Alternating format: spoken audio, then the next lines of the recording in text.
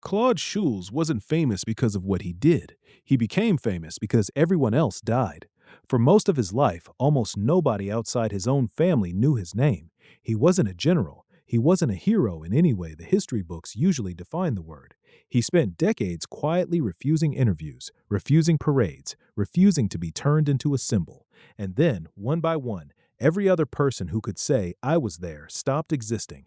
Until, in 2011, a 110-year-old man sitting by a window in Perth, Australia, was the only human being left on Earth who had personally lived through the First World War. One witness remained. That's the premise of this story. But it's not really a story about one man. It's a story about three things dying at once: an empire, a generation, and a memory, and one ordinary boy who happened to be standing at the exact point where all three collided. 1901, Pershore, England. A boy is born into a world that still runs on horses, gas lamps, and kings. Nobody in that world has ever heard a radio. Nobody has flown in an airplane. Queen Victoria has just died, and most of Europe still believes empires are permanent. Claude Stanley Schulz is nobody special, the son of a haberdasher, one of several children in an ordinary household. Then, in the summer of 1914, a single assassination in Sarajevo detonates the entire continent. Within weeks, the great empires of Europe are at war, the kind of war nobody alive has ever seen before, and one that will quietly begin the destruction of four of those empires before it's finished. Claude is 13, too young to fight. He doesn't care. At 14, he lies about his age and tries to enlist as an army bugler. He's rejected, too small, too obviously a child. His father has another idea instead: a training ship moored near Southampton, where boys become sailors. Claude believes he's about to join a war. He has no idea he's about to witness one of the strangest military events ever recorded. Most war stories skip this part. This one shouldn't. For 2 years, Claude trained, first aboard the training ship Mercury, then at the naval base in Devonport. In October 1917, at 16, he finally stepped aboard a real warship, HMS Revenge, flagship of Britain's first battle squadron, stationed in the cold waters of Scapa Flow. He expected battle. What he got was waiting. Long, freezing watches, endless drills, the particular exhaustion of being ready for something that refuses to happen. This is the part of war that recruiting posters never show. Not glory, but time itself, stretched thin over fear, week after week, with the enemy fleet always somewhere out there and never quite arriving. Claude had no way of knowing it yet. He wasn't being prepared for the bloodiest battle of the war. He was being prepared for the day an entire enemy navy would simply stop fighting, and nobody would understand what to do about it. Picture the cold North Sea, November 1918. The armistice was signed 10 days earlier. The guns on land have gone quiet. Thousands of British sailors stand at their posts, watching the horizon, waiting for something none of them have a name for yet. Then, through the mist, shapes begin to appear. One ship, then another, then another. The German High Seas Fleet, the navy Britain had feared for 4 straight years, the navy that had haunted every strategic decision of the war, is sailing directly toward them. Nobody fires. Nobody signals distress. The fleet that was supposed to attack simply arrives. 9 battleships, 5 battlecruisers, dozens of destroyers, the pride of the German Empire, sailing in under the silent watch of the men who had spent 4 years trying to destroy it. Claude Schulz stood on the deck of HMS Revenge and watched it happen. Not a battle, a funeral for an empire that hadn't officially fallen yet, but effectively already had. It should have been the end of the story. Instead, the following year, Claude watched something even stranger. The same German fleet interned at Scapa Flow, deliberately sinking itself rather than be handed over, ship after ship disappearing beneath the waves in front of him, as if the empire itself were refusing to be buried by anyone else's hands. Claude had just watched the death of one empire. He had no idea he would spend the rest of his life watching several more. The war ended in 1918. Claude's story didn't. He stayed in the Royal Navy. In 1926, he sailed for Australia to train the newly formed Royal Australian Navy, and on that voyage, he met a young woman named Ethel Wildgoose. They would marry and stay married for 76 years.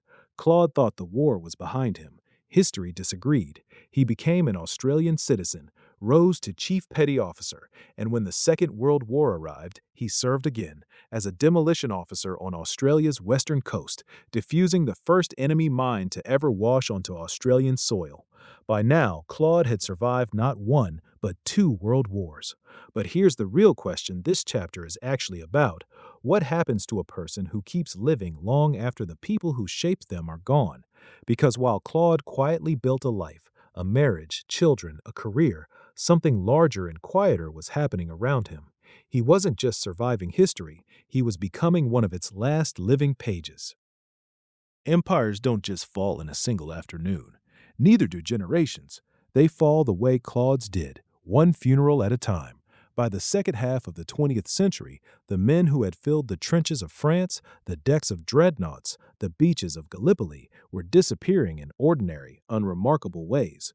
Old age, illness, quiet deaths in quiet rooms, with no cameras present.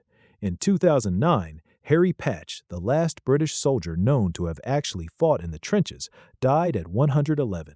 In his final years, he called war organized murder and refused again and again to let it be romanticized. In early 2011, Frank Buckles, America's last WWI veteran, died at 110. Each death made the news. Each one narrowed the circle further. One witness remained. Claude no longer knew a single person alive who remembered 1914 the way he did. Not the officers who trained him, not the sailors who stood beside him on the Revenge. Entire empires he had grown up under, German, Austro-Hungarian, Ottoman, Russian, had already collapsed before he turned 20. History was becoming a very lonely place to stand. By 2011, the press had given Claude a title, the last known combat veteran of the First World War.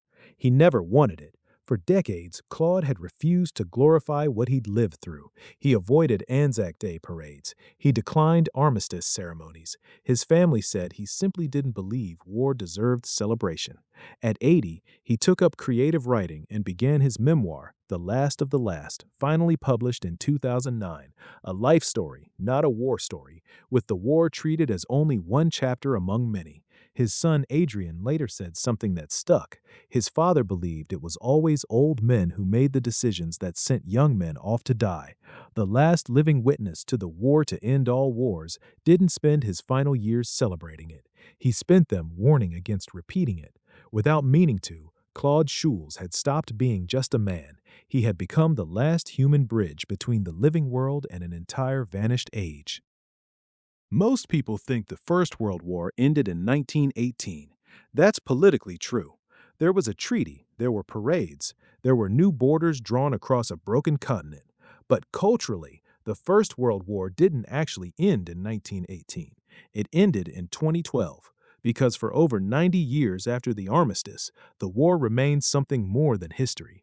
As long as even one person could say, from first-hand memory, I was there, I saw it, I lived it, the war stayed partly alive. It stayed inside a living mind, not just inside a book. Claude Schulz died on 5 May 2011 at 110 years old. For the first time since 1914, no living combat veteran of the war remained on Earth. One person still connected the world to that war in any capacity, Florence Green, a former member of Britain's Women's Royal Air Force. She died 9 months later in February 2012. That is the moment the First World War actually ended, not the moment the guns went silent, the moment the last human memory of it did. Picture the empty chair by the window in Perth, the photograph of a 14-year-old boy in an oversized sailor's uniform, lying about his age to serve a war he barely understood. The medals resting quietly in a drawer, rarely worn, never boasted about. One witness remained, and then, in May 2011, no witnesses remained. Wars don't disappear when the guns fall silent. They disappear when the last person who remembers them is gone. That's the moment history stops belonging to memory and starts belonging to strangers. That's us. That's why this story is being told right now. Claude Schulz was never the most decorated soldier who ever lived. He never commanded an army. He never changed the outcome of a single battle. But his life quietly intersected with 3 of the biggest disappearances in modern history. He watched an empire die, in silence, on the deck of HMS Revenge in November 1918. He watched a generation die, one funeral at a time, for nearly a century afterward. And when he closed his eyes for the final time, he watched a memory die with him, the last living connection between the present and a war that shaped the entire modern world. Every generation believes history safely belongs to books, archives, and museums, but history only survives as long as someone chooses to carry it forward. Today, there is no one left alive who remembers the First World War firsthand. One day, not so far from now, the same will be true of every empire, every generation, and every memory alive on Earth right now. Fade to black.